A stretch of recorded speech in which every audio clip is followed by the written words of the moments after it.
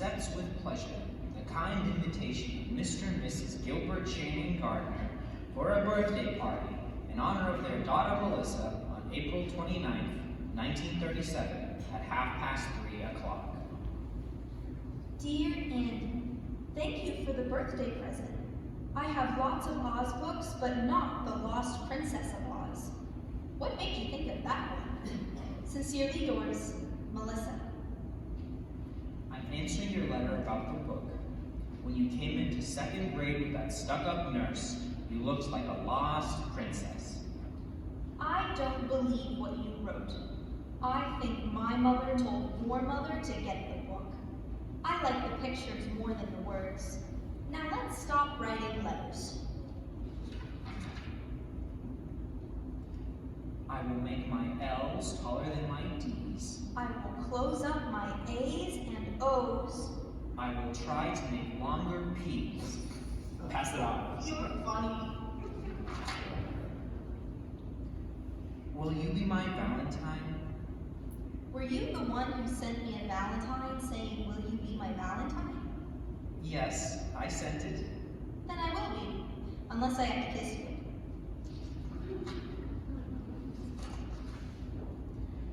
When it's warmer out, can I come over and swim in your pool? No, you can't. I have a new nurse named Miss Hawthorne who thinks you'll give me infantile paralysis.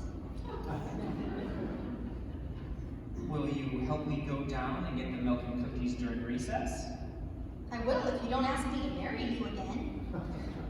I will not write personal notes in class. I will not write personal notes in class. I will not. Merry Christmas and Happy New Year. Love, Andy Lemon. I made this card myself. It's not Santa Claus. It's a kangaroo jumping over a glass of orange juice. Do you like it? I like you, Melissa. My mother says I have to apologize in writing. I apologize for speaking to the girls' bathhouse when you were changing into your bathing suit. Tell Miss Hawthorne I apologize to her too. Here is a picture I drew of you and me without our bathing suits on. Guess which one is you? Don't show this to anyone. I love you. Here is a picture of Miss Hawthorne without her bathing suit on. You can't draw very well, can you?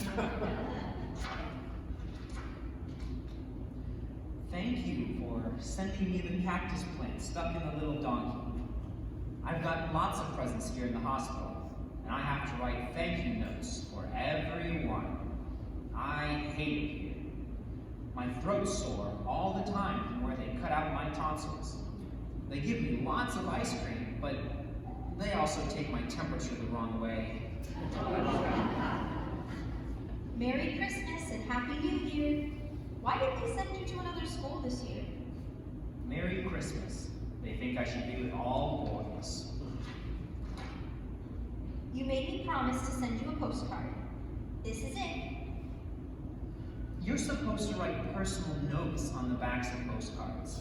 For example, here are some questions to help you think of things to say. Do you like Lake Saranac? Is it fun visiting your grandmother? Are your parents really getting divorced? Can you swim out into the deep part of the lake, or does Miss Hawthorne make you stay in the shallow part where it's all ropes off? Is there anybody there my age? I mean boys. Please write answers to all of these questions. No, no. Yes. Yes, no. Dear Melissa, remember me, Andy lad? They've sent me to camp so I can be with all the boys again. This is quiet hour, so we have to write home. But I've already done that, so I'm writing to you. There's a real Indian here named Iron Crow who takes us on nature walks and teaches us 6 new plants a day. This is okay, except he forgot about poison ivy. I won the backstroke, which gives me 2.5 gold stars. If I get over 50 gold stars by Parents' Day, Then I win a leadership prize, which is what my father expects of me. I'm making a napkin ringing shop, which is worth 4 stars, which is either from my mother or for you. I hope you'll write me back, because when the mail comes every morning, they shout out our names, and it would be neat to walk up and get a letter from a girl. Help! Yikes! I can't write letters! It took me hours just to write Dear Andy. I wrote my father because I miss him so much, but to write a boy? Hell's bells and Oriental smells. I'm sending you this picture I drew of our cat instead. Don't you love his expression? It's not quite right, but I tried 3 times. I drew those jiggly lines around his tail because sometimes the tail behaves like a completely separate person. Oh, I love that tail. There's a part of me that feels like that tail. Oh, and here's some bad news. My mother's gotten married again to a man named Hooper McPhail. Help, let me out of here. I like the cat. Is that the cat you threw in the pool that time when we were playing over at your house in 3rd grade? No, that was a different cat entirely. This is a dumb Halloween card and it wouldn't scare anyone, but I'm really writing about dancing school. My parents say I have to go this year, but I don't see why I have to. I can't figure out why they keep sending us away from girls and then telling us we have to be with them. Are you going to dancing school also? Just write yes or no, since you hate writing. Yes. Dear Mrs. McPhail, I want to apologize to you for my behavior in the back of your car coming home last night from dancing school. Charlie and I were just goofing around, and I guess it just got out of hand. I'm really sorry I had to pull over to the curb, and I'm sorry we tore Melissa's dress. My father says you should send me the bill, and I'll pay for it out of my allowance. Dear Annie, Mommy brought your letter up here to Lake Placid. See, she thought it was cute. I thought it was dumb. I could tell your father made you write it. You and I both know that the fight in the car was really Charlie's fault. And Charlie never apologized, thank God. That's why I like him, actually. As for you, you shouldn't always do what your parents want, Andy. Even in dancing school, you're always doing just the right thing all the time. You're a victim of your parents sometimes. That was why I picked Charlie to do the rumba with me that time. He at least hacks around occasionally. I'm enclosing a picture I drew of a dancing bear on a chain. That's you, Andy. Sometimes, I swear. I know it seems jerky, but I like writing, actually. I like writing compositions in English. I like writing letters. I like writing you. I wanted to write that letter to your mother because I knew you'd see it. So it was like talking to you when you weren't here and when you couldn't interrupt intent. My father says, everyone should write letters as much as they can. It's a dying art. He says, letters are a way of presenting yourself in the best possible light to another person. I think that too. And I think you sound too much like your father. But I'm not going to argue by ale. And anyway, the skiing's too good. Get well soon. I'm sorry you broke your leg. Mommy says I broke it purposefully because I'm a self-destructive person and went down Whiteface Mountain without asking permission. All I know is I wish I'd broken my arm instead, so to have a good excuse not to write letters. I'm enclosing a picture I drew of the bedpan. I'm serious. Don't you love its shape? Andrew M. Ladd III accepts with pleasure the kind invitation of Mrs. R. Ferguson Brown for a dinner in honor of her granddaughter Melissa Gardner before the Children's Charity Ball. I'm writing this letter because I'm scared if I called you up, I'd start crying right on the telephone. I'm really mad at you, Andy. Don't don't you know that when you're invited to a dinner before a dance, you're supposed to dance with the person giving it at least twice? And I don't mean my grandmother either. That's why they give dinner parties, so people get danced with. I noticed you danced with Ginny Waters, but you never danced with me once. I just think it's rude, that's all. Straighten up and fly right, Andy. How do you expect to get anywhere in life if you're rude to women? Well, nuts to you, Andy. And that goes double on Sunday. I didn't dance with you because I've got a stretched groin. If you don't know what that means, look it up sometime. I was going to tell you in person, but I got embarrassed. I stretched it playing hockey last week. The only reason I dance with Ginny Waters is that she takes these tiny steps, but you always make me do these big spins, and we could have gotten into serious trouble. I tried it out at home with my mother first, and it hurt like hell. That's why I didn't dance with you. I'm using a heating pad now, but maybe we can dance next week at the junior assemblies. I don't believe that hockey stuff. I think Ginny Waters stretched your groin. And the next time you cut in, I'm gonna stretch the other one. Huh? You obviously don't know what a groin is. You obviously don't know what a joke is. Merry Christmas and Happy New Year. Guess what? I'm going to a psychiatrist now. My mother says it will do me a world of good. Don't tell anyone, though. It's supposed to be a big secret. Merry Christmas and Happy New Year.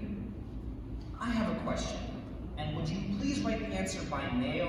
Because sometimes when you call, my mother listens in on the telephone, and when she doesn't, my little brother does. Here's the question. Do you talk about sex with the psychiatrist? I talk about sex all the time. It's terribly expensive, but I think it's worth it. If I went to a psychiatrist, I'd talk about you. Seriously, I would. I think about you quite often. Sometimes I think you just like me because I'm richer than you are. Sometimes I really have that feeling. I think you like the pool, and the elevator in my grandmother's house, and Simpson in his butler's coat coming in with ginger ale and cookies on a silver tray. I think you like all that stuff just as much as you like me. All I know is my mother keeps saying you make a good match. She says, if I ever married you, I'd be set up for life. But I think it's really just physical attraction. That's why I liked going into the elevator with you at your grandmother's that time. Do you want to try it again? Oh, help! Let me out of here! They shipped me off to this nunnery. It's the end of the absolute world. We have to wear these sappy midi blouses and learn posture in gym and speak French out loud in class. I didn't want mon chevalier. Oh God, it's crappy here. All the girls shriek and squeal, and you can hear them barfing in the bathroom after the evening meal. We can only go to Hartford one day a week if we find a chaperone. And there are only 2 dances with boys a year. And if we're caught drinking, even beer, it's wham bam on the next train and home. Which is worse. Can you come visit me some Sunday afternoon? We can invite boys to tea from 4 to 6. There are all these biddies sitting around keeping watch, but if the weather's good, we could walk up and down the driveway before we have to sign in for evening prayers. They made me room with this fat, spoiled Cuban bitch who has 9 pairs of shoes. And all she does is lie in her bed and listen to Phineas Rainbow. How are things in Guacamora? Well, who gives a crap how things are there? It's here where they're miserable. The walls of the cell are puke green, and you can't pin anything up except school banners and pictures of your stupid family. What family? Am I supposed to sit and look at pictures of Hooper McPhail? Come save me, Annie. Or at least write, just so I hear a boy's voice, even on paper. Just got your letter. They shipped me off too. Last minute decision. Your mother told my mother it would do me good. She said I was a diamond in the rough. I'll write as soon as I'm smoother. Dear Diamond, you too? I give up. Why do they keep pushing us together and then pulling us apart? I think we're all being brought up by a bunch of foolish farts. Now we'll have to write letters, which I hate. But don't let them smooth you out, Andy. I like the rough parts. In fact, sometimes I think you ought to be a little rougher. Love me. I'm very sorry to be so late in replying, but I haven't had much time. I also have a lot of obligations. I have to write my parents once a week, and 3 out of 4 grandparents separately, once a month. Plus Minnie, our cook, who sent me a box of fudge. Plus I have all my schoolwork to do, including a composition once a week for English and another for history.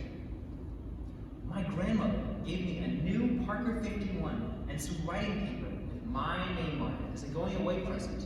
But still, that's a lot of writing I have to do.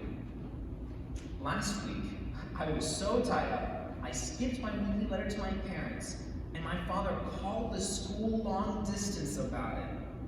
I had to go up on the carpet in front of the rector and say, I wasn't sick or anything, I was just working. And so I had to write my parents 3 pages to make up for the week that I missed. So that's why I haven't written to them now.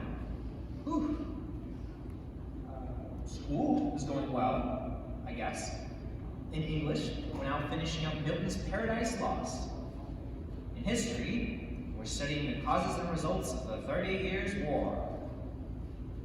I think the Catholics caused it. In Latin, we're translating Cicero's orations against Catiline. How long, O Catiline, will you abuse our patience? When I get home, I'm going to try that on my little brother. In French, we have to sit and listen to Mr. Thatcher read out loud all the parts in Andromache by Jean Racine. It's supposed to be a great masterpiece, but the class comes right after football practice, so it's a little hard to stay awake. In sacred studies, we have to compare and contrast all 4 Gospels. It's hard to believe they're all talking about the same God. In math, we're trying to factor with 2 unknowns. Sometimes I let X be me and Y be you, and you'd be amazed how it comes out. My grades are pretty good. They post your weekly average outside study hall, and last week I got a 91.7 overall average. Not bad. I got a letter from my grandfather telling me not to be the first in my class because only the Jews are first. I wrote him, and I told him I wasn't first, but even if I was, there are no Jews here. We have a few Catholics, but they're not too smart, actually. I don't think you can be smart and Catholic at the same time. I was elected to student council, and I'm arguing for 3 things. 1, I think we should have outside sports rather than keeping them all intramural. I think it would be better to play with Exeter rather than just play with ourselves. 2, I think we should have more than 1 dancing event. I think female companionship can be healthy occasionally, even for younger boys. And 3, I think we should only have to go to chapel once on Sunday. I think it's important to pray to be a better guy and all that, but if you have to do it all day long, you can get quite boring. And if you get boring to yourself, think how boring you must be to God. I'm playing left tackle on the 3rd team, and I'll be playing hockey, of course, this winter. And I think I'll try rowing this spring, since I always stank at baseball. Now I have to memorize the last 5 lines of Paradise Lost. Hold it. Back in a little while.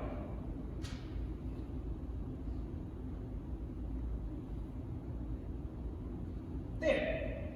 That wasn't so hard. Maybe because it reminds me of you and me, sent away from home. I'll write it down for you. Some natural tears they dropped, but wiped them soon.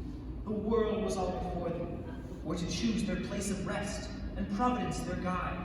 They hand in hand, wandering steps and slow, through Eden took their solitary way. There you are. I wrote that without looking at the book, and it's right too, because I just checked it, word by word. And it's not so bad, is it? In fact, it sounds great if you recite it in the bathroom, when no one's in the shower, or taking a dump. Love, Amy. Thanks for your letter, which was a little too long. I guess you have lots of interesting things to say, Andy, but some of them are not terribly interesting to me. I want to hear more about your feelings. For instance, here are my feelings. This place stinks, but I don't want to go back home because Hooper McPhail stinks. And I haven't heard of another boarding school that doesn't stink, which means that life stinks in general. Those are my feelings for this week. Write soon, love me.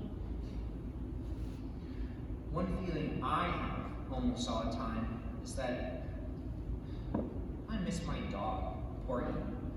Remember him? Our black cocker who peed in the vestibule when you patted him when you came back to our house after the skating party? I miss him all the time. Some of the masters up here have dogs. And when I pat them, I miss Porky even more. I dream about him. I wrote a composition about him for English called Will He Remember? Got a 96 on it. It was about how I remember him, but will he remember me? I have a picture of him on my bureau right next to my parents. By the way, could I have your picture too? Here's a picture of me taken at the Hartford bus station. I was all set to run away and then decided not to. This is all you get until I get my braces off Christmas vacation. Don't look at my hair, I'm changing it. By the way, do you know a boy there named Spencer Willis? There's a girl here, Annie Abbott, who met him in Edgartown last summer and thinks he's cute. Would you ask him what he thinks of her? Spencer Willis says Amy Abbott is a potential nympho. I'm sorry to tell you this, but it's true. Annie says to tell Spencer he's a total turkey. Tell him she'd write and say so herself, but she's scared of barfing all over the page. Do you get out for Thanksgiving? We don't, because of the war. We do, but I don't. I've been grounded. Just for smoking one lousy Chesterfield out behind the art studio. So now I have to stay here and eat stale turkey with Cubans and Californians. That's all right. I was supposed to meet Mommy in New York, but it looks like she can't be there anyway, because she's going to Reno to divorce Hooper McPhail. Yippee! Yay. He was a jerk and a pill. And he used to bother me in bed, you must know.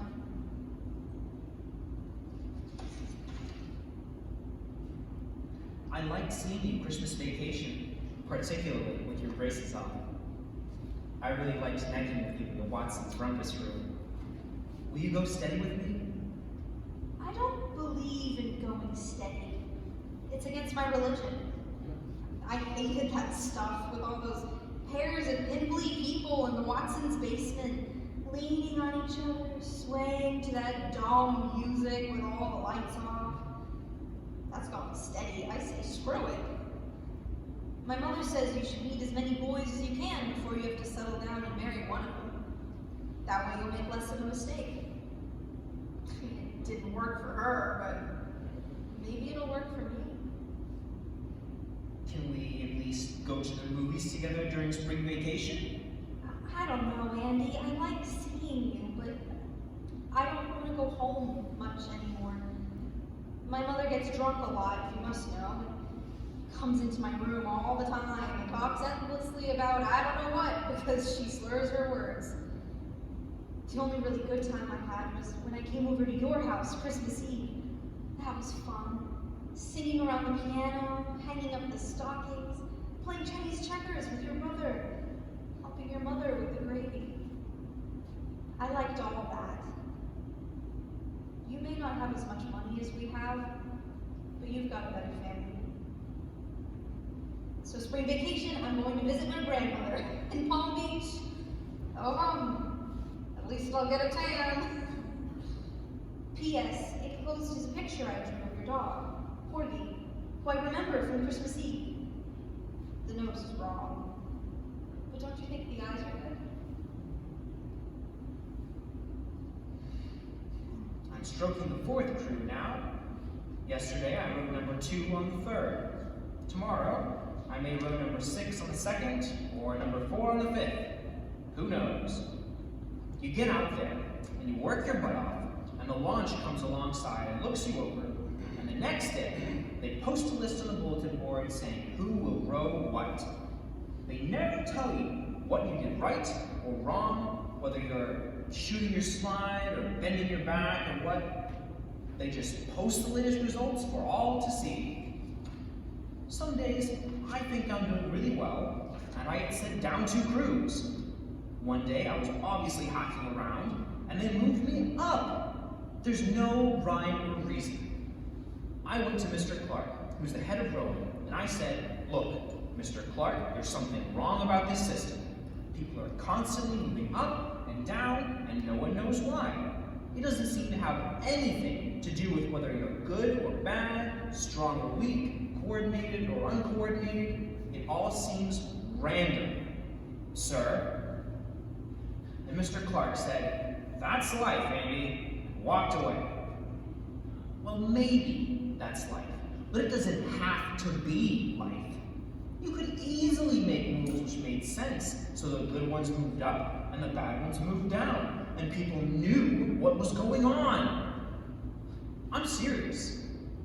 I'm thinking about going to law school later on. Your last letter was too much about rowing. Do you know a boy there, Steve Scully? I met him down in Florida, and he said he went to your school and was on the first crew. He said he was the fastest rower in the boat. Is that true, or was he lying? I think he may have been lying. Steve Scully was lying. He doesn't even row. And if he did, and rowed faster than anyone else in the same boat, he'd mess the whole thing up. He said he got to second base with you. Is that true? Steve Scully is a lying son of a bitch, and you can tell him I said so. Will you be around this summer? I think I've got a summer job caddying, so no more camp, thank God. I'll be visiting my father in California. I mean, I haven't seen him for 4 years. He has a new wife, and I have 2 half-sisters now. It's like going to find a whole new family. Oh, I hope. Do you like California?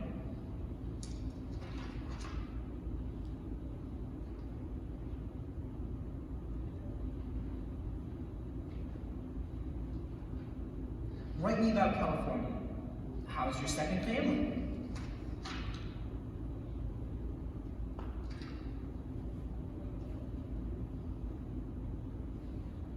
Did you get my letters? I checked with your mother and I had the correct address. How come you haven't answered all summer?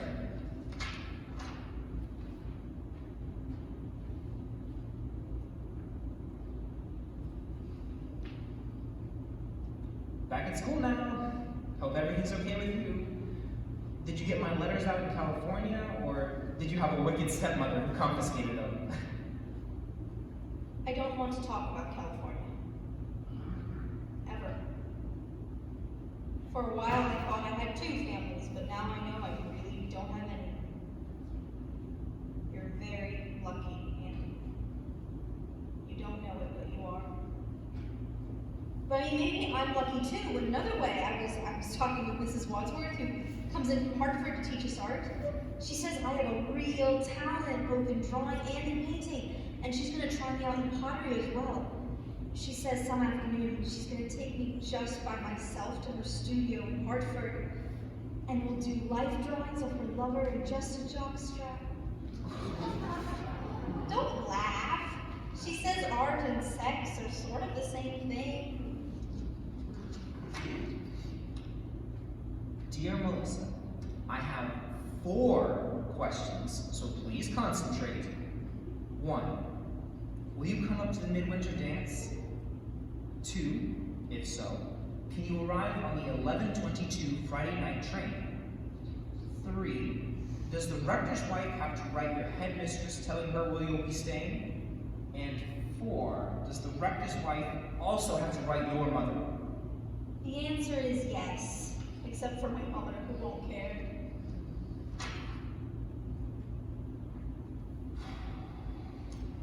I have to tell you this right off the bat. I'm really damn mad at you. I invite you up here for the only dance my class has been able to go to since we got here. I meet you at the train and buy you a vanilla milkshake and bring you out to school in a taxi. I score 2 goals for you during the hockey game next afternoon. I buy you the $8 Gardenia corsage. I make sure your dance card is filled with the most regular guys in the school, and then what happens?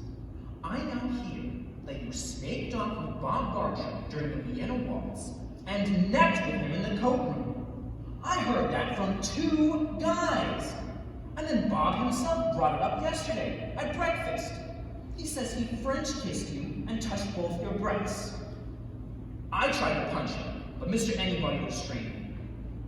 I'm really sore, Melissa. I consider this a betrayal of everything I hold near and dear. Particularly since you would hardly even let me kiss you goodnight after we had cocoa at the rector's. You know what I'm talking about, too. So don't expect any more letters from me, or any telephone calls either during spring vacation. Sincerely yours. Sorry,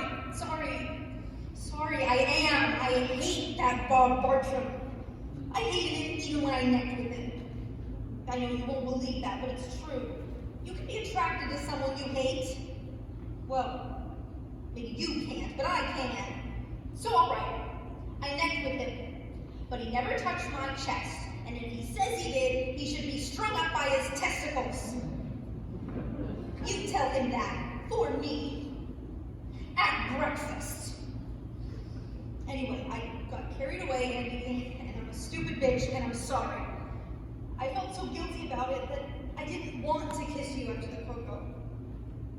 Besides, Andy, how do I say this?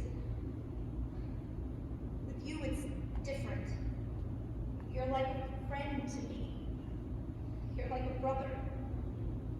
I've never had a brother, and I don't have too many friends, so you're both, Andy. You're it.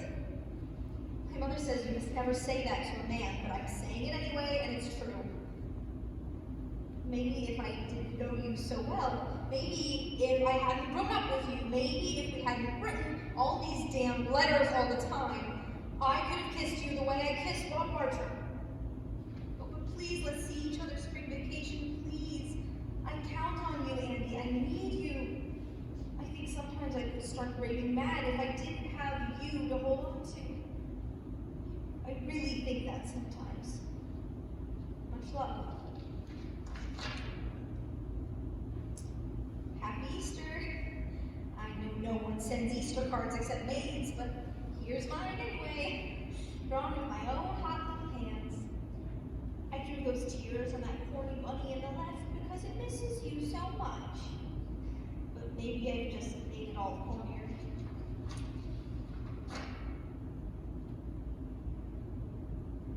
Greetings from Palm Beach. Decided to visit my grandmother. I'm a whiz at backgammon, didn't I heard you took Gretchen the Sales to see Quo Vadis and sat in the loge and put your arm around her and smoked. Naughty, naughty.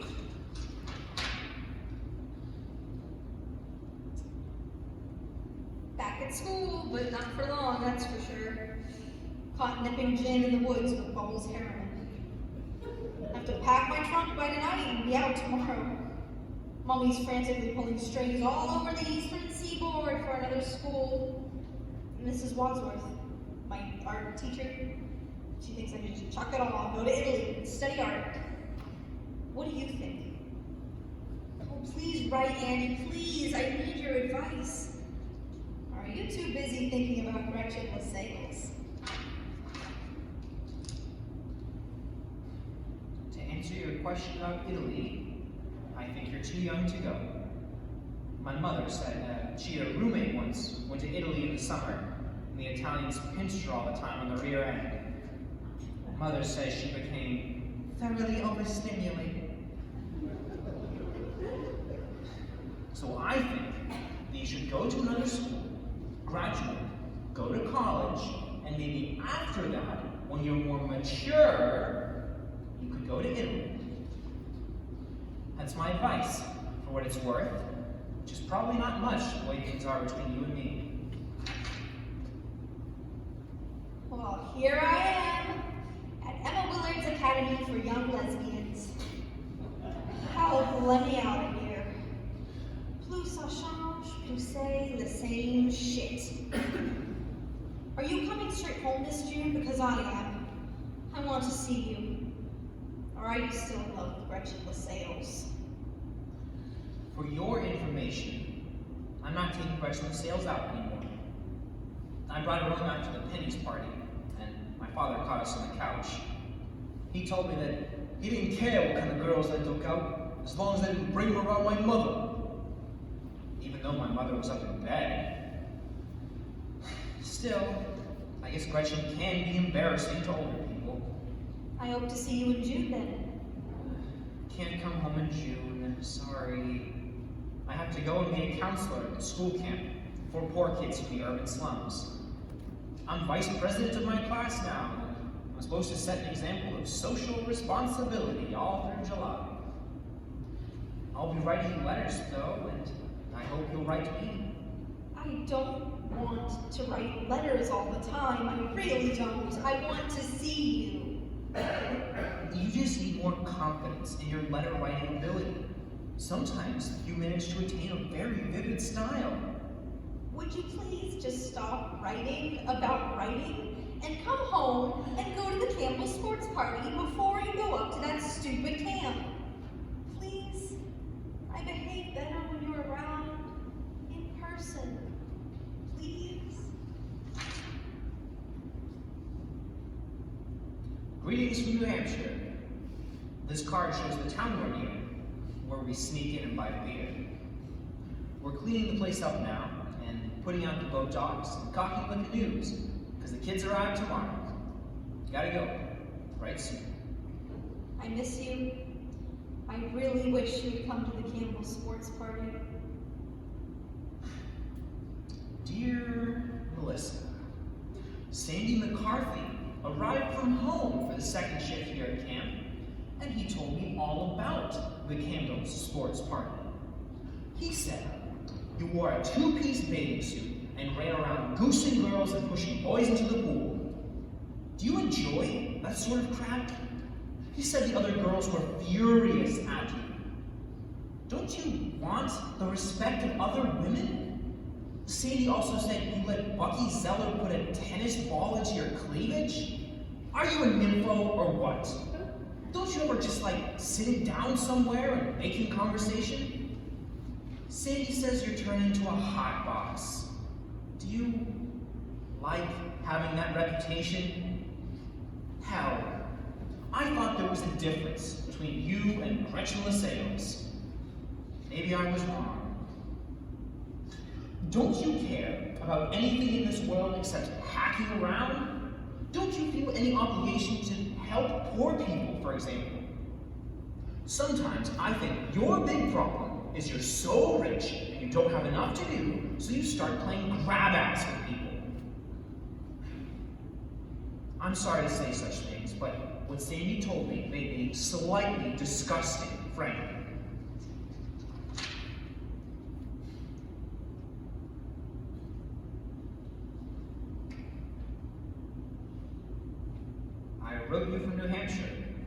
receive it?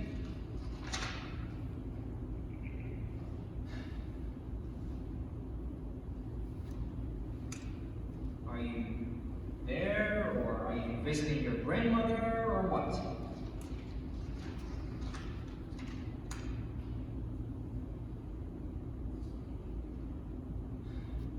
Are you sore at me? I'll bet you're sore at me.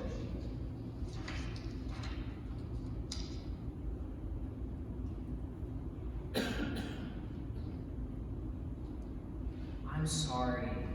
I apologize. I'm a stuffy bastard sometimes, aren't I?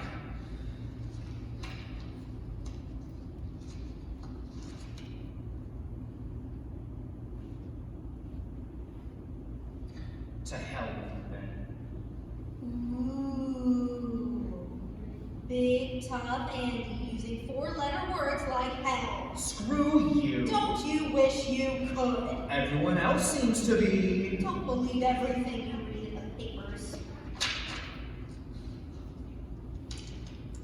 Dear Andrew Makepeace Lad, the turd. I just want you to know that you hurt me very much. I just want you to know that. Now let's just leave each other alone for a while, all right? All right.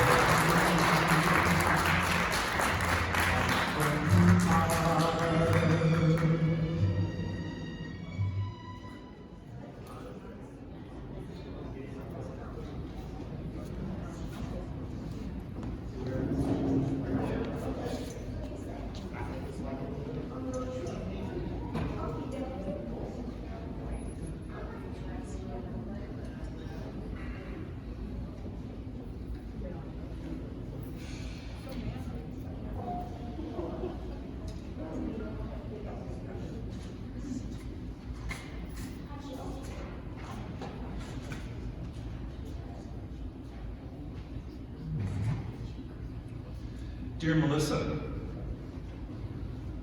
my mother wrote to tell me that your grandmother had died. Please accept my deepest sympathy. Thank you for your note about my grandmother. I loved her a lot, even though she could be a little boring. Congratulations on getting into Briarcliff. I hear it's great. Thank you for your note on Briarcliff. It's not great, and you know it. In fact, it's a total pit. But it's close to New York, and I can take the train in and take drawing at the Institute 3 days a week. And in 2 years, if I stick it out, Mummy's promised that I can go to live in Florence. I hope you like Yale. Would you consider coming to the Yale Dartmouth game October 28th? I'll be there. Uh-oh. Damn. I'm sorry, Melissa. I have to cancel. My parents have decided to visit that weekend, and they come first, according to them. My mother said she'd love to have you with us, but my father thinks you can be somewhat, distracting. You and your parents. Let me know when you decide to grow up. How about at the Harvard game, November 16th? Do you plan to grow up at the Harvard game? Give me a chance, I might surprise you. Okay, let's give it a try. You should know that I'm even richer now than I was when you said I was rich, thanks to poor Granny. I plan to drive up to the front gate of Calhoun College in my new red Chrysler convertible and sit there stark naked, honking my horn, drinking champagne, and flashing at all the freshmen. Here's the schedule. We'll have lunch at Calhoun around noon, then drive out to the game. Then there's a sea breeze party at the Fence Club afterwards, and an eggnog brunch at St. Anthony's the next day. I'll reserve a room for you at the Taft or the Duncan. Probably the Taft, because the Duncan is pretty seedy. Make it the Duncan. I hear the Taft is loaded with parents, all milling around the lobby, keeping tabs on who goes up in the elevators. Can't wait till the 16th. The Duncan it is. Hubba hubba, Goodyear rubber. Dear Andy, this is supposed to be a thank you note for the Yale Harbor weekend, but I don't feel like writing one, and I think you know why. Love, Melissa. Dear Melissa, I keep thinking about the weekend and I can't get it out of my mind. It wasn't much good, was it? I don't just mean the Duncan, I mean the whole thing. We really didn't click, did we? I always had the sense that you were looking over my shoulder, looking for someone else. And ditto with me. Both of us seemed to be expecting something different from what was there. As for the Hotel Duncan, I don't know. Maybe I had too many sea breezes, maybe you did.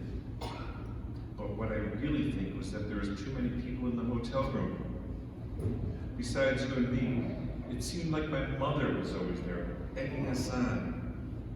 And my father shaking his head. And your mother zonked out on the couch. And Miss Hawthorne, and your grandmother sitting on the sidelines watching us like hawks. Anyways, I was a dud. I admit it. I'm sorry. I went to the infirmary on Monday and talked to the doctor about it. And he said these things happen all the time, particularly when there's a lot of pressure involved. The women don't have to worry about it too much, but the man does. Anyway, it didn't happen with Gretchen Lascelles, and you could write her and ask her if you want. You know what I think is wrong? These letters.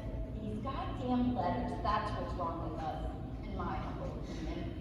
I know you more from your letters than I do in person. Maybe that's why I was looking over your shoulder. I was looking for the person who's been in these letters all these years.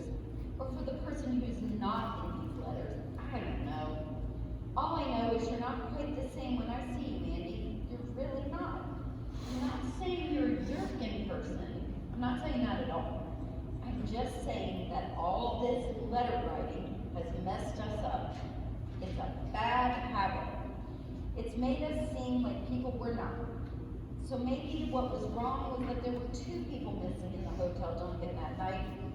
Namely, the real you and the real me. Whatever the matter is, we're in real trouble, you and I. That I realize. So now what do we do about it? Maybe we should just concentrate on dancing together. Then we can still hold each other and move together and get very suddenly sexy with each other and not have to deliver the goods all the time, if you know what I mean. Come to think of it, maybe that's why they sent us to dancing school in the first place. Maybe that's why dancing was invented. At least we should stop writing letters for a while. You could start telephoning me, actually. Here's our door number. Wilson 12468. I hate talking to you on the telephone. Yours is in the hall and ours is right by the college dining room. People are always coming and going and making cracks. Telephone is not letter writing at all. I called the telephone company and they put a private phone in my room. Rogers 22403. It's sort of expensive, but at least we can talk.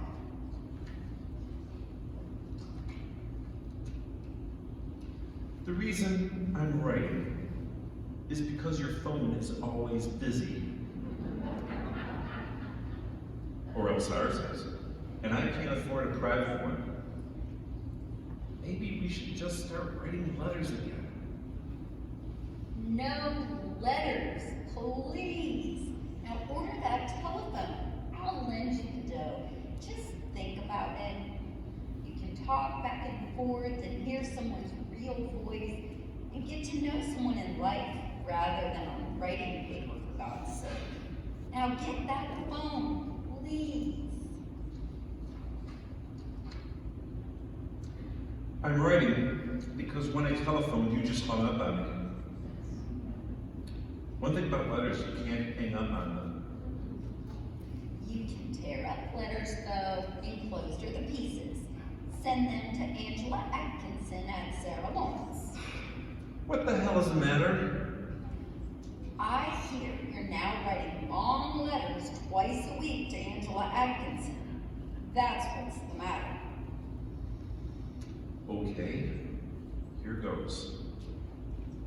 The reason I'm writing Angie Atkinson is because I just don't think I can stop writing letters, particularly to girls. As I told you before, in some ways I feel most alive when I'm holed up in some corner writing things down. I pick up a pen and almost immediately every single thing seems to take shape around me. I love to write. I love writing my parents because then I become the ideal son. I love writing essays for English because then I am, for a short while, a true scholar. I love writing letters to the newspaper, notes to my friends, Christmas cards, anything where I have to put down words. I love writing you most of all. I always have. I feel like a true lover when I'm writing you. This letter, which I'm writing with my own hand, with my own pen, in my own penmanship, comes from me, no one else. It's a present of myself to you. It's not typewritten, although I've learned how to type. There's no copy of it, though I suppose I could use a carbon. And it's not a telephone call, which is dead as soon as it's over. No, this is just me, the way I write, the way my writing is, the way I want to be to you, giving myself to you across the distance, not keeping or retaining any part of it for myself. Giving this piece of myself to you totally. And you can tear me up and throw me out, or keep me and read me today, tomorrow, anytime you want until you die.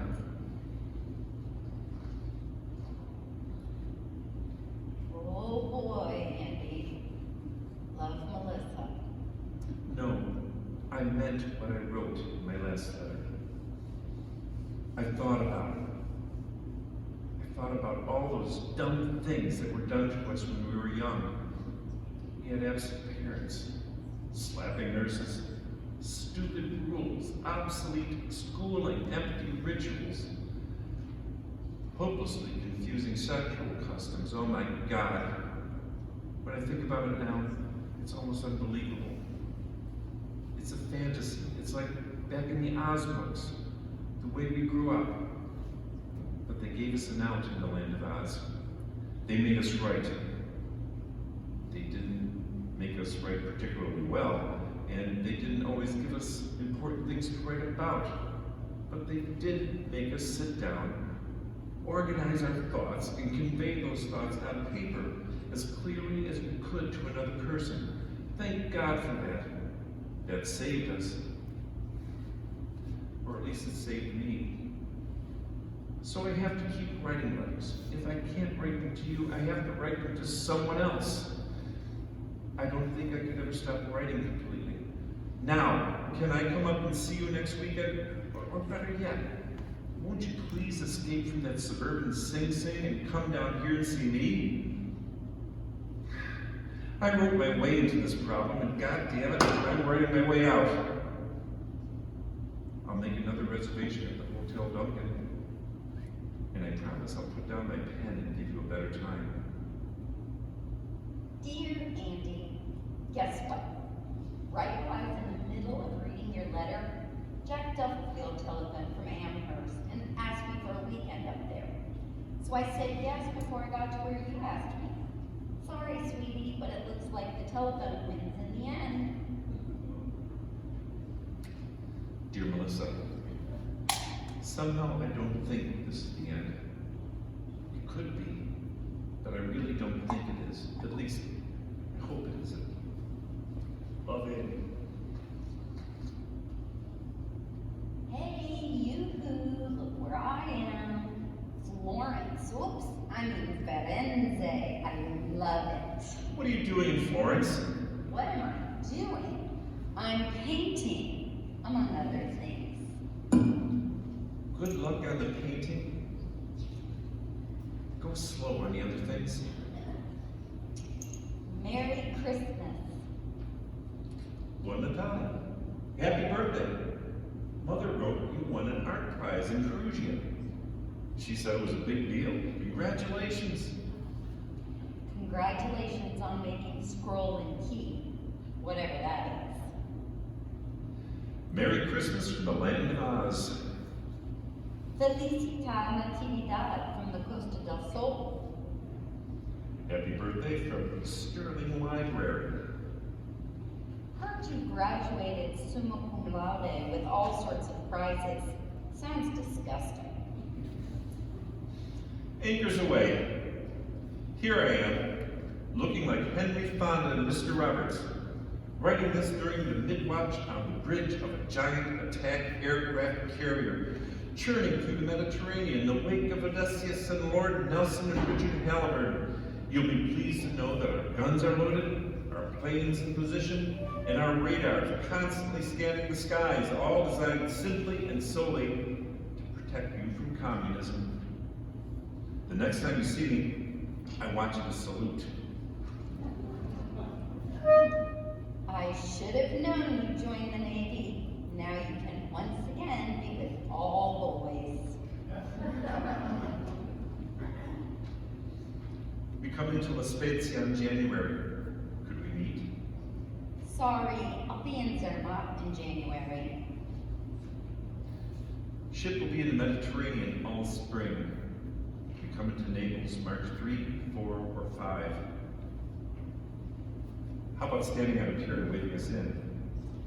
As the French say, Je suis désolé, and meeting Mother in Paris in March. Why don't you sail up the Seine? Merry Christmas from Manila.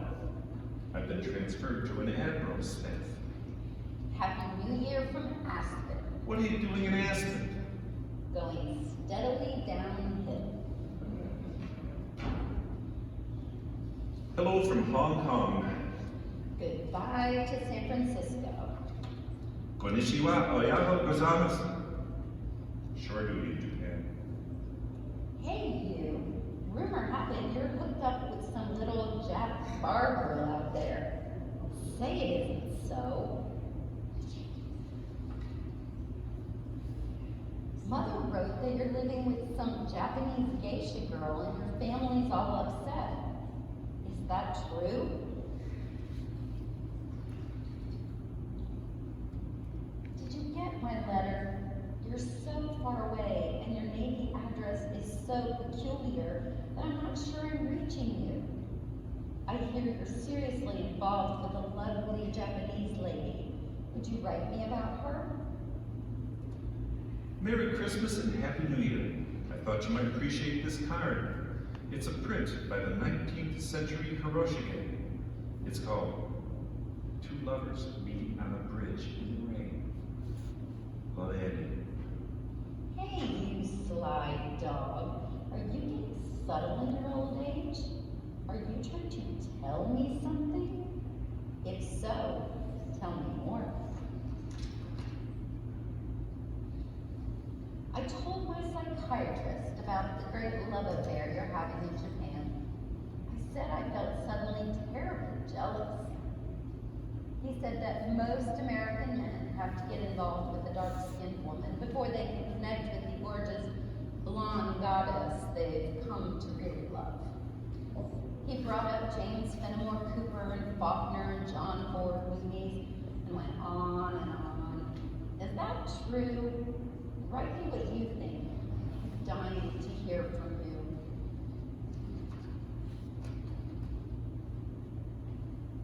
Did you get my last letter? I hope I didn't sound flip. Actually, I've just become involved with someone too.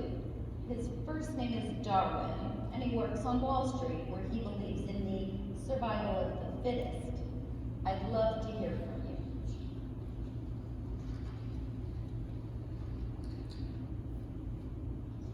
Your mother told my mother that you decided to marry your Japanese friend and bring her home. Oh no! Gasp, sob, sigh, say it isn't so.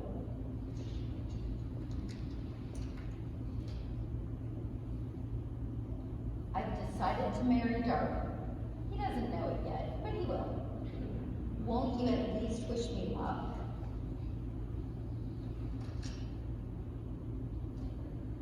Lieutenant, junior grade, Andrew M. Ladd III regrets he is unable to accept the kind invitation of Dear Andy, thank you for the lovely Japanese bowl. I'll put flowers in it when you come to visit us. If you come to visit us, and if you bring flowers. Maybe you'll just bring your Japanese war bride and we can all sit around and discuss Rashomon. I know you'll like Darwin. When he laughs, it's like Pinocchio turning into a donkey. We're living in a carriage house in New Canaan, close to the train station, and I've got a studio all of my own. P.S. Won't you please write me about your big romance? Mother says your parents won't even talk about it anymore. Dear Melissa, I'm writing to tell you this. Outside of you, and I mean outside of you, this was probably the most important thing that ever happened to me. And I mean was, because it's over, it's gone, and I'm coming home, and that's all I ever want to say about it, ever again.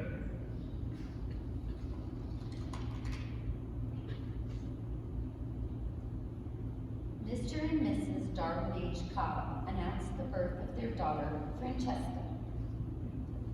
Many congratulations on the baby. Harvard Law School yet? Are you getting all stuffy and self-important? As you know, I've always liked to write letters. I've decided I might be better trying to write laws, which, after all, are the letters that civilization writes to itself. Yes, you are getting all stuffy and self-important. Come and have a drink with us sometime. We're right on the way to New York, and sooner or later, everyone comes to New York. Read the New York Times account about your show in Stanford. Sounds like you're causing a series of seismic shocks up and down the Merritt Parkway. Don't joke about my work. There's more there than what they said in your goddamn Bible, the New York Times. Enclosed, see what other critics said. Notice, they think I'm good. I am too, or could be, if I can only focus. Sorry. I know you're good. I've always known it. Heard you made law review, whatever that means. I assume you review laws. I wish you'd review some of the marriage laws. Just a quick note.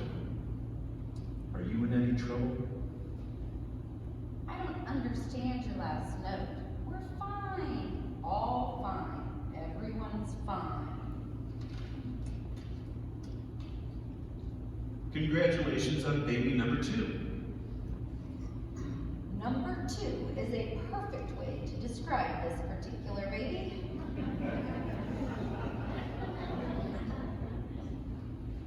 Greetings from Washington. Here clerking for Supreme Court Justice, which isn't quite as fancy as it sounds. Dear Andy, I was very sorry to hear about the death of your father. I know he was a great influence on you, and I know you loved him very much. I also know he didn't like me. I'm sure he thought I was bad for you, and I probably was. Still, he was a good, decent man, and I always knew where I stood with him when you bring me home to your family back in the old days, back when we had fathers. I wish I'd had a father like that. Please accept my deepest sympathies. Love, Melissa. Dear Melissa, thank you for your note on my father. I did love him. He was a classy guy, the best of his breed. Even now he's gone, I can still hear him reminding me of my obligations to my family, my country, and myself, in roughly that order. All my life he taught me that those born into privilege have special responsibilities, which is, I suppose, why I came home alone from Japan, why I chose law, and why I'll probably enter politics at some level sometime down the line. Thanks for writing. Love, Andy.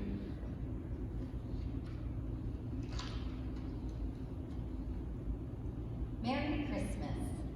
I'm enclosing a snapshot Mother took of me and the girls. Don't I look domestic? Stop looking at my hair. By the way, you'll notice you know who is not in the picture. Thanks for the Christmas card. Are you in trouble? Greetings from Reno. Could I stop by Washington on the way back east? Let me know when you're coming. You can meet Jane. Jane? I'm going out with a great girl named Jane.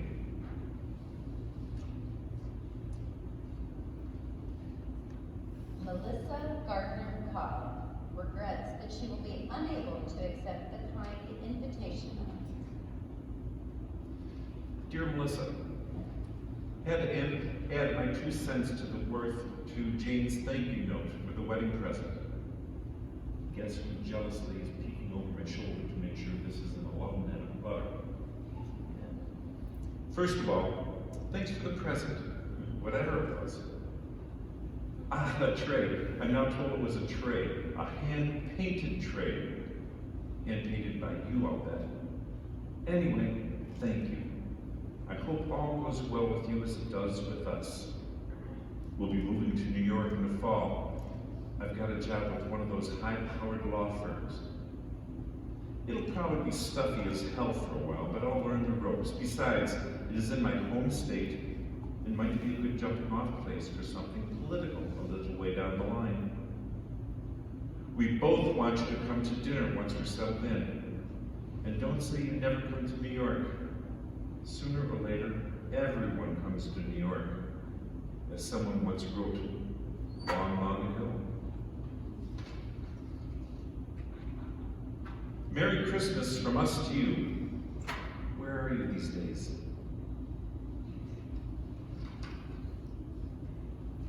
Happy birthday. See, even a married man never forgets.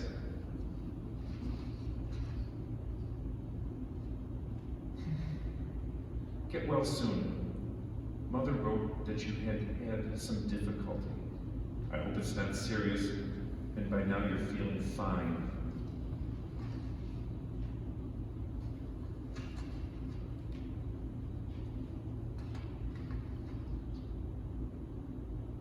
I can't remember exactly what 1 dozen red roses are supposed to say, but here they are, and I hope they say cheer up. Hey, I sent some flowers a while back. Did you receive them? Are you all right?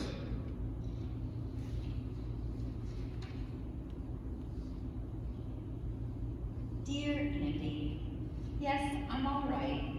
Yes, I got your flowers. Yes, I'm fine. No, actually I'm not fine, and they tell me I've got to stop running around saying I am. I'm here at this posh joint outside Boston drying out for $155 a day. One of my problems is that I got slightly too dependent on the kick joy juice, a habit which they tell me I picked up during the party days back in our town. Another is that I slide into these terrible lows. Mommy says I drag everybody down, and I guess she's right. Anyway, result is that my ex has taken over custody of the girls. And I'm holed up here popping tranquilizers, talking my head off in single and group psychiatric sessions, and turning into probably the biggest bore in the greater Boston area. Have you thought about doing some painting again? That might help. Did you get my note about taking up art? You were good, and you know it. You should keep it up. I did get your note. I have taken it up, and it helps. Really. Thank you. And channeling my rage, enlarging my vision, all that. I hope all goes well with you and wait, hold it. I'm looking it up in my little black book. Aha, Jane. It's Jane. Hope all's well with you and Jane. Merry Christmas from Andy and Jane Ladd. And Andrew the Fourth. Guess the name of the dog. Corky. You got it. Merry Christmas from San Antonio and trying the Southwest. I can see the most incredible shapes from my bedroom window. And there's also a pretty incredible shape now sleeping in my bed. Season's greetings from the Ladd family. Mother wrote that you're planning to get married again. I did. I'm not now. Donner, Rhodes, and McAllister announced the appointment to partnership of Mr. Andrew M. Ladd III. Dear Andy, now you're such a hotshot lawyer. Could you help me get my children back? Darwin hardly lets me near them, and when he does, they behave as if I had some contagious disease. I wasn't much of a mother, but maybe I could improve if I just had the legal responsibility. Better stay out of this one. Our past connections, conflict of interest. Hello from Egypt. I'm trying to start again in the cradle of civilization. Christmas greetings from the Ladds. Andrew, Jane, Drew, Nicholas, and Ted, and of course, Porgy. And thinking of moving to Los Angeles. Do you know anyone in Los Angeles? Does anyone know anyone in Los Angeles? Joy to the world from all the lads. Note our new address. Merry Christmas. Hey you, what's going on? Just when I decide to move to New York, I see you scampered off to the suburbs. I find the suburbs generally safer. Chicken.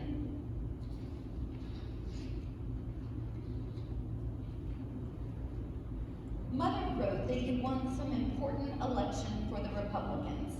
I'm terribly disappointed. I love all politicians, but I find Democrats better in bed. I'm a little Republican with a strong commitment to women's rights. Doesn't that count? Depends on your position.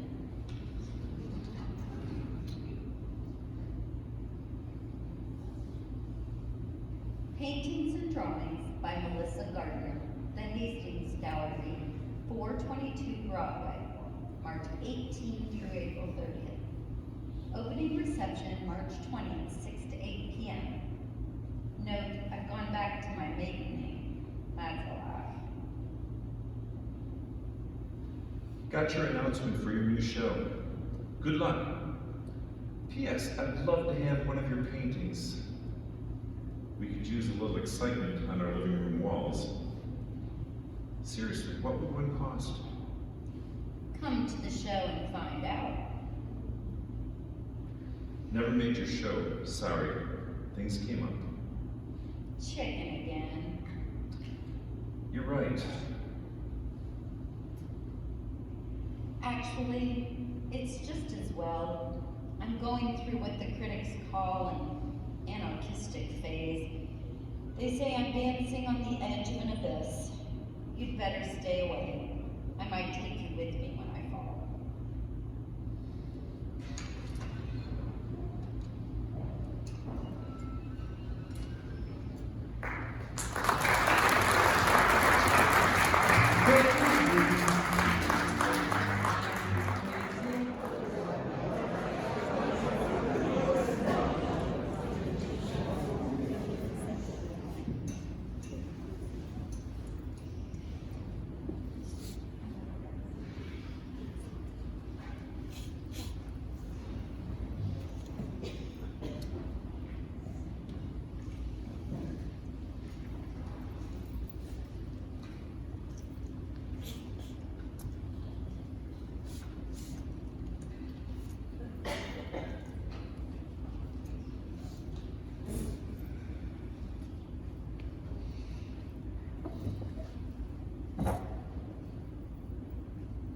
Dear friends, Jane tells me it's about time I took a crack at the annual Christmas letter. So here goes. Let's start at the top with our quarterback, Jane herself, who never ceases to amaze us all. Not only has she continued to be a superb mother to our 3 sons, but she has also managed to commute into the city and hold down a part-time job in the gift shop at the Metropolitan Museum of Art.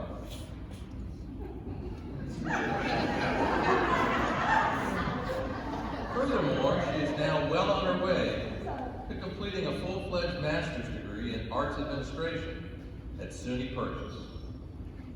More power to Jane, so say we all. We are also proud of all 3 boys. Young Drew was soccer captain at Exeter last fall and hopes to go on to Yale.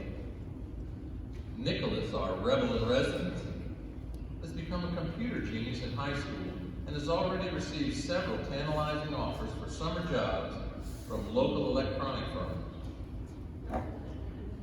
We all know it's tougher to place our youngsters in meaningful summer employment than to get them into Harvard. So we're very proud of how far Nick has come. Ted, our last, but in no way our least, now plays the clarinet in the school band at Dickinson Country Day.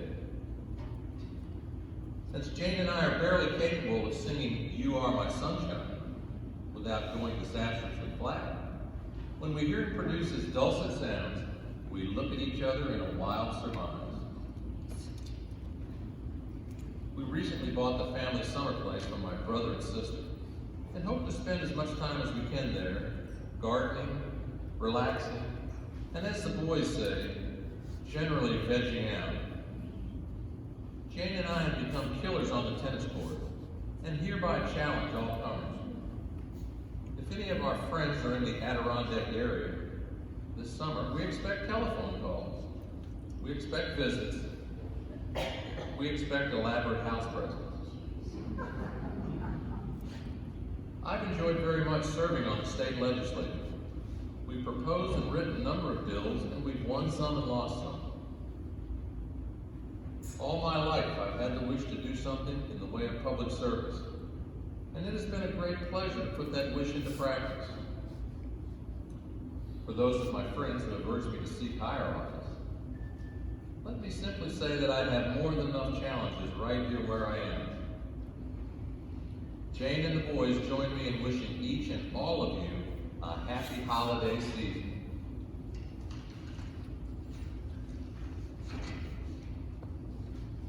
Dear Andy, if I ever get another one of those drippy Xerox Christmas letters from you, I think I'll invite myself out to your ducky little house for dinner.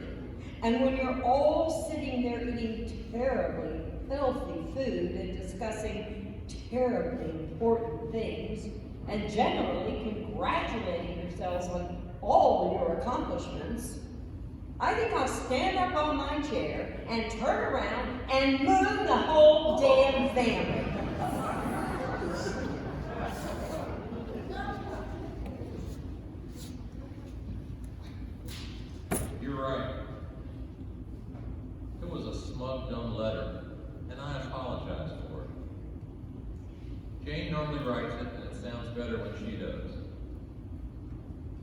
I always felt better writing to just one person at a time, such as to you.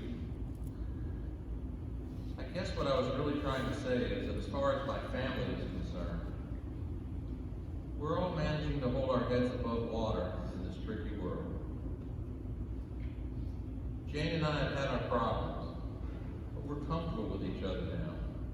And the boys, for the moment, are out of trouble. Nikki seems to be off drugs now. And Ted is getting help on his stammer. Porgy Jr., my old Cocker Spaniel, died. And I miss him too much to get a replacement. I'm thinking of running for the Senate next fall, if O'Hara retires. What do you think? I'd really like your opinion. If you decide to answer this, you might write care of my office address. Jane has a slight tendency toward melodrama, particularly after she got a hold of your last little note. The Senate yet. I should have known. Oh, Annie, just think. Once again, you can be with all boys. Oh, hell, go for it if you want. You'll be an image of righteousness and rectitude in our God-forsaken land. Or maybe it's just me that's God-forsaken these days. The Honorable Andrew M. Ladd III wishes to express his thanks for your generous donation to his senatorial campaign. You sent too much, Melissa. You didn't need to. Greetings from Silver Hill. Slight regression in the liquor department. They say it's in the genes. Lord knows. My mother has the problem, and my father too in the end. Anyway, I'm working on it. Darwin's being a real jerk about the girls. He's cut down on my dissertation rights, so when you get to Washington, I want you to write a special law about vindictive ex-husbands, banishing them to Lower Slavonia forever and ever. Amen.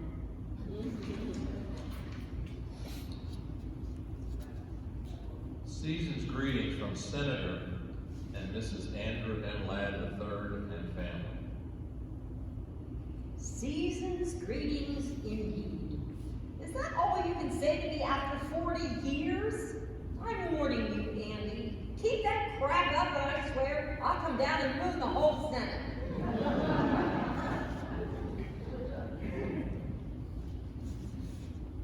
Sorry. My staff sent that out. Merry Christmas, old friend. How are you? Where are you these days?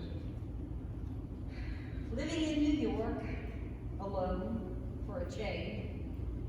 But the big question is, who am I these days? That's the toughie.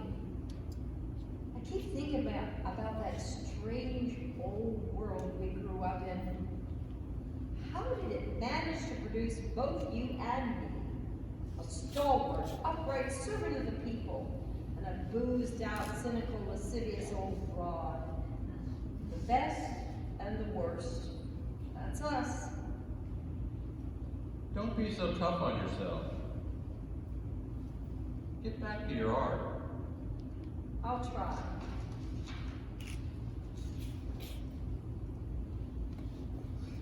Merry Christmas, Happy New Year, and much love. Much love? Much love? God, Andy, how sexy. Remember how much that meant in our preppy days? Well, if it was just love, you were out in the cold. And if it was all my love, then you were hemmed in for life. But much love meant that things could go either way. Remember?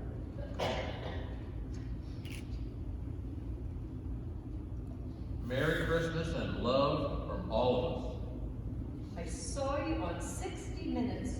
You looked fabulous. And that was a great little pep talk in the Senate about our responsibilities to Latin America. But don't forget to keep your eye on the ball. Thanks for your card. What ball? The ball is that money doesn't solve everything. It helps, but not as much as people think. Take it from one who knows. That's the ball. Merry Christmas and love. What are you up to these days? I'm trying to work with clay. Remember that kind of clay we used in Mrs. Mickler's art class in 4th grade? You know, the old gray stuff. We called it plasticine. Well, I'm trying to work with that. I'm making cats and dogs, and I even made a kangaroo jumping over a glass of orange juice. Remember that? I'm trying to get back to some of those old feelings. Any feelings I had back in homeland. I have to find feelings. Any feelings.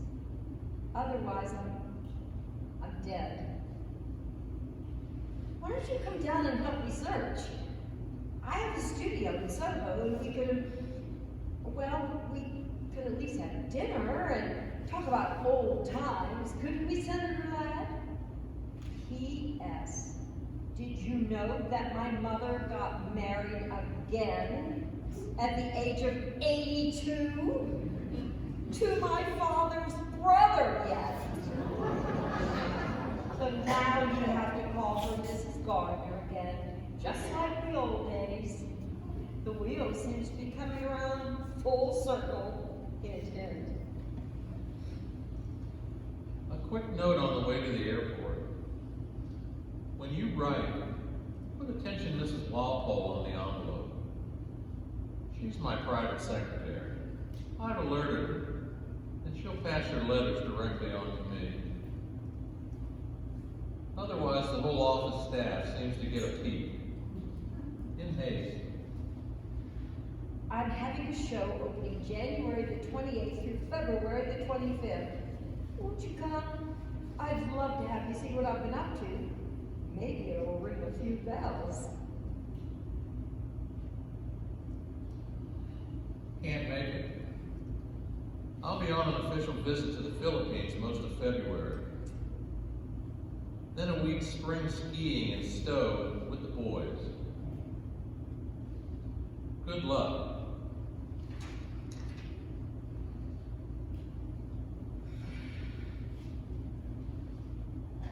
How did the show go?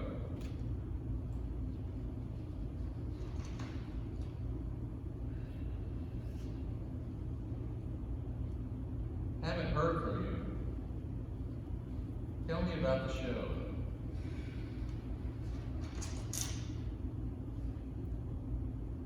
I want to hear from you. Please. The show stank. The crowd hated it. The critics hated it. I hated it. It was nostalgic shit. You can't go home again, and you can quote me on that. I'm turning to photography now. Realism. That's my bag. The present tense.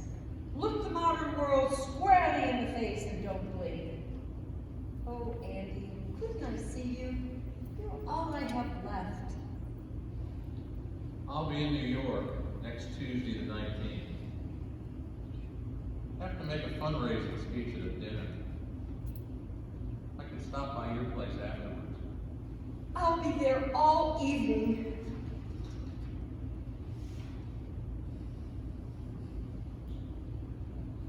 Red roses. This time I think I know what they mean. All I know is that after last night, I want to see you again. Any chance of any other fundraisers coming up in the near future?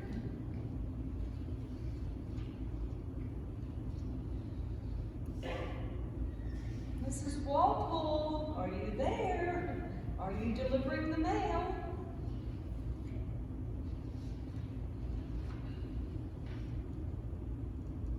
I'm sorry I've taken so long to reply.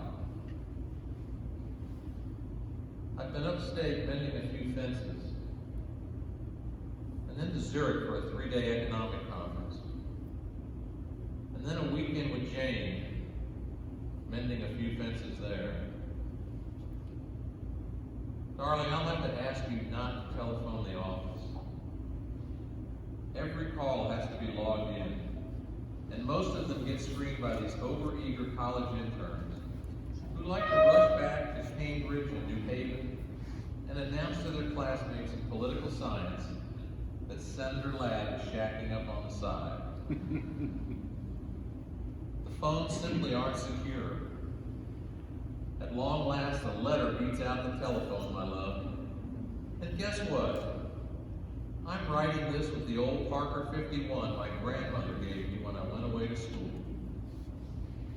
I found it in the back of my bureau drawer with my scroll and key pin, and my Lieutenant J.G. bars from the Navy, and the Zippo lighter you gave me at some dance.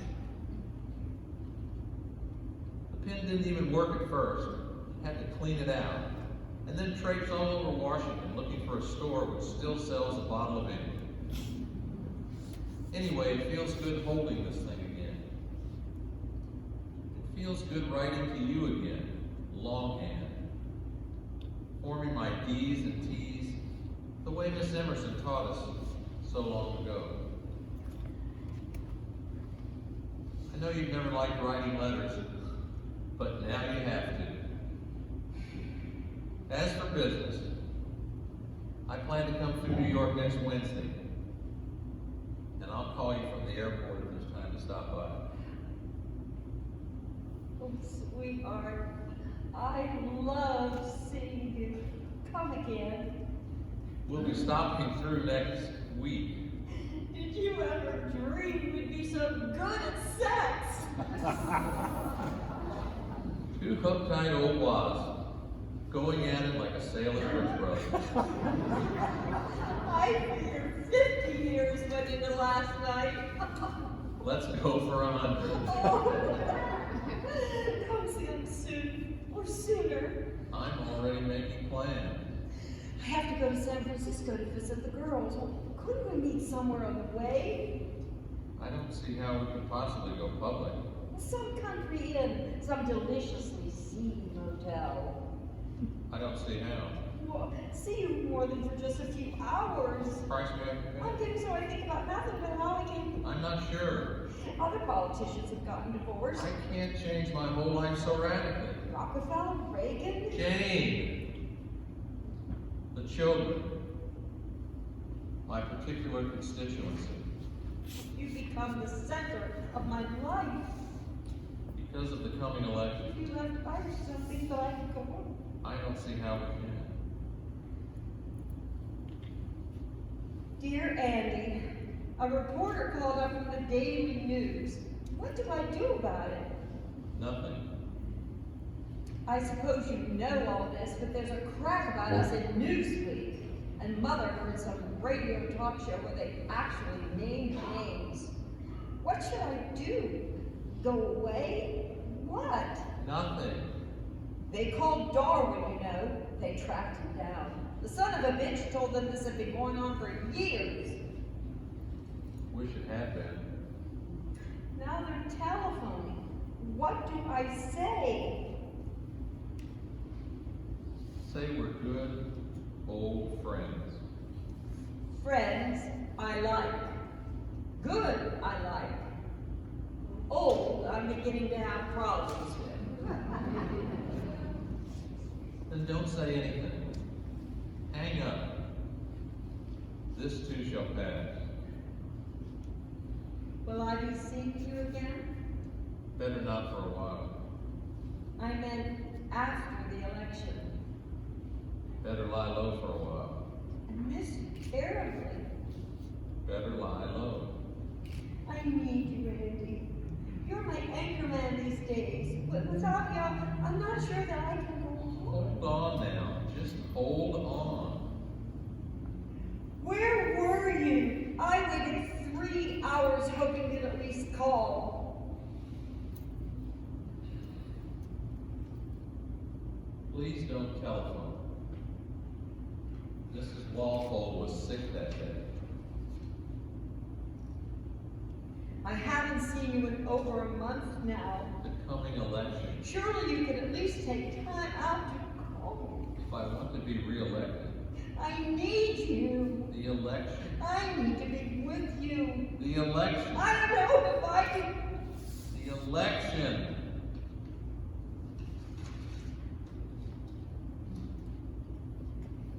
I haven't heard from you in 6 weeks, Andy.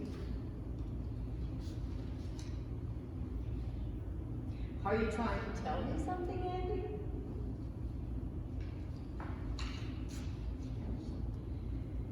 Is this it, Andy?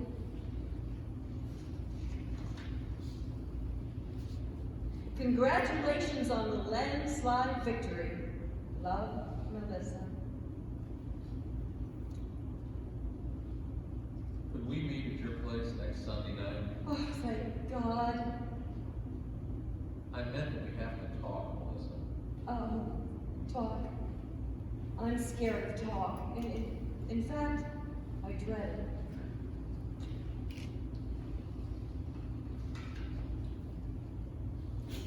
Dearest Melissa, are you all right? That was a heavy scene last Sunday. But I know I'm right. We've got to go one way or the other, and the other leads nowhere. I know I sound like a stuffy prick, but I do feel I have a responsibility to Jane and the boys, and now after the election to my constituency, which had enough faith and trust in me to vote me back in, despite all that crap in the newspaper. And it wouldn't work with us anyway, in the long run, sweetheart. We're too old. We're carrying too much old baggage on our back. We'd last about a week if we got married. But we can still write letters, darling. We can always do that. Letters are still our strength and our salvation. Mrs. Walpole is still with us, and there's no reason why we can't continue to keep in touch with each other in this wonderful old way. I count on your letters, darling. I always have, and I hope you will count on mine.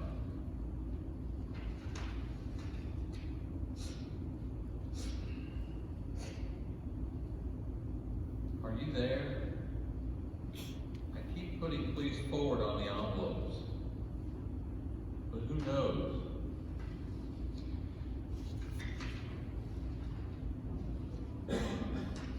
Now I've even resorted to the telephone, but all I get is your damn machine. Please, I need to hear from you.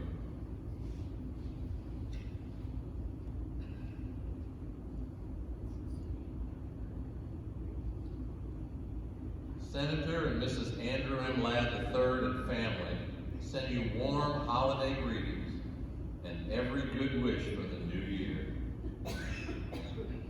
Andy Ladd, is that you? Blow-dried, custom-tailored, and jogging trim at 65. Hiding behind that lovely wife with her heels together and her hands folded discreetly over her snatch. And is that your new dog, Andy? I see you graduated to a golden retriever. Oh, and are those your sons and heirs? And hell, is that a grandchild nestled in someone's arms? God, Andy, you look like a holy family. Season's greetings and happy holidays. And even Merry Christmas, Senator Ladd. We who are about to die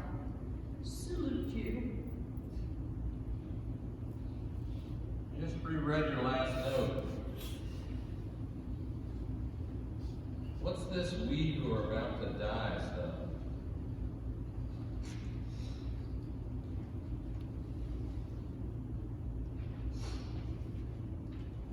May I see you again?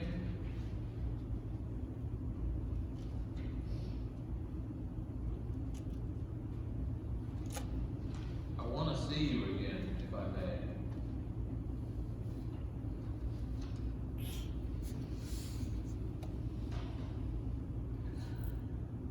Dear Mrs. Gardner, I seem to have lost touch with Melissa again. I wonder if you might send me her latest address.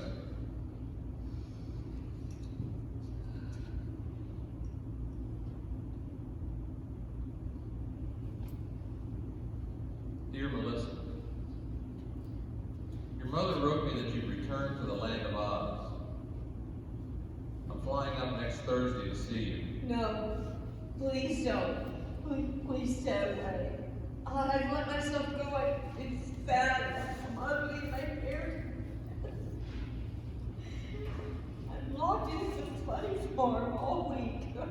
And then Mother gets me weekends if I'm good. They've put me on all sorts of new drugs, and half the time I don't make sense at all. I can't even do finger painting now without screwing it up. My girls won't even talk to me on the telephone now. They say I upset them too much. I've made a mess of things, Andy. I've made a total ghastly mess. I don't like life anymore. I hate it. I'm not living with you, and if we just stay away, Andy, please. Arriving Saturday morning, we'll meet you at your mother's. Don't. I don't want to see you. I won't be here. I'll be gone, Andy, I swear. I'll be gone.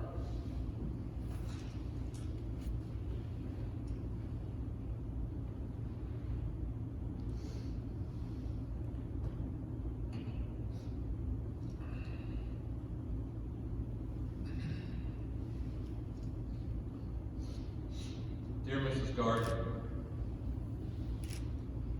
I think the first letter I ever wrote was to you, accepting an invitation for Melissa's birthday party. Now I'm writing to you again about her death.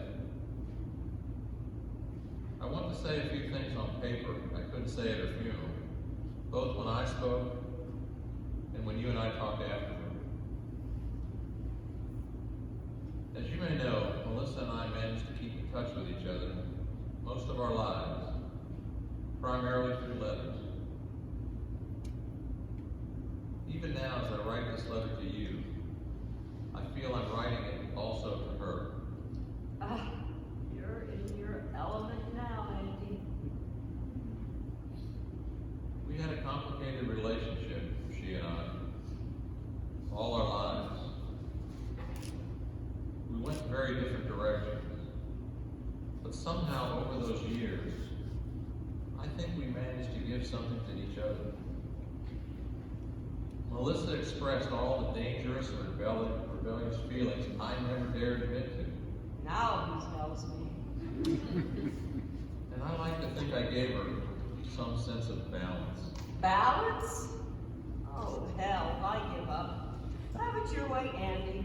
Balance. Most of the things I didn't like, I did with her partly in mind.